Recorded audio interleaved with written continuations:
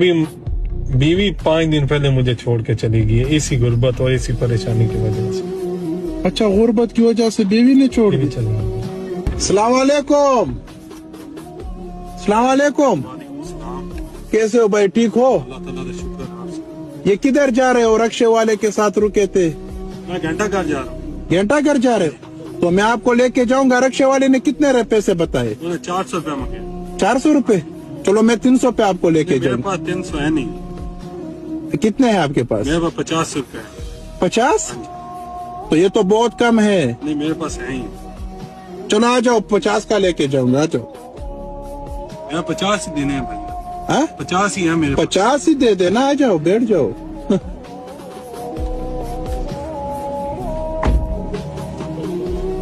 50 रुपए है आपके पास? मेरे पास 50 है। किधर से आए हो? मैं उकाड़ा से।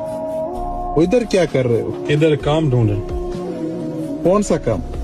कोई भी मेहनत मजदूरी मिल जाए बस वो करूँ। अच्छा, आपका काम नहीं है? मेरे पास काम। तो पहले